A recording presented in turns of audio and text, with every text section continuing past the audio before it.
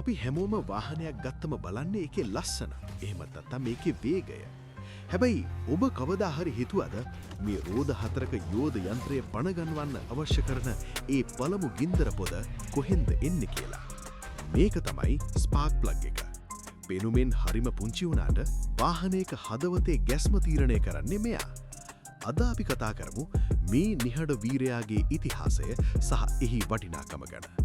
1800 ගණන්වල අගභාගයේදී විද්‍යාඥයන් මේ ගැන පර්යේෂණ කළත් ඇත්තම විප්ලවය වුණේ 1902දී. රොබර්ට් බොෂ් මහතා ප්‍රමුඛ කණ්ඩායම තමයි අද අපි දකින්නේ මේ දියුණු ස්පාර්ක් ප්ලග් තාක්ෂණය ලෝකයට හඳුන්වා දුන්නේ. එදා ඉඳන් අද වෙනකන් ලෝකයේම ගමන් කරන්නේ මේ පුංචි උපකරණය උඩ කියලා කිව්වොත් ඔබ විශ්වාස කරනවද? මේකේ රාජකාරිය ලේසි නැහැ. ඉන්ජිම ඇතුලේ තියෙන අධික පීඩනය සහ රස්නය මැද්දේ විනාඩියකට 10 වාරයක් විදුලි පුළිඟු නිකුත් කරන්න මෙයාට සිද්ධ වෙනවා. අද වෙනකොට ප්‍රධාන වශයෙන් වර්ග 3ක් තියෙනවා.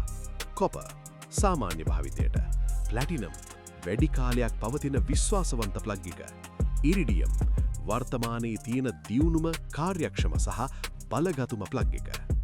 ජීවිතෙත් එහෙමයි නේද? අපි හැමෝම ලොකු දේවල් පස්සේ දුවද්දී අපේ ජීවිතේ පනගන්වන පුංචි මිනිස්සුන්ව, පුංචි දේවල්ව අමතක කරනවා. ඔබේ වාහනේ ස්පාර්ක් ප්ලග් එකත් ඒ වගේ. ඒක නිසි වෙලාවට මාරු නොකොලොත් ඉන්ජිම විතරක් නෙවෙයි ඔබේ ගමනත් අතරමඟ නතර වෙන්න පුළුවන්. ඉතින් ඊළඟ වතාවේ වාහනේ ස්ටාර්ට් කරද්දී ඒ ඇහෙන මිහිරි සද්දේ ඇතුලේ තියෙන මේ පුළිඟුව ගැනත් පොඩ්ඩක් හිතන්න. මේ වගේ දැනුම බෙදාගන්න ඔටෝ ග්‍රීන් අපිව ෆලෝ කරලා තියාගන්න. එහෙනම් ජය.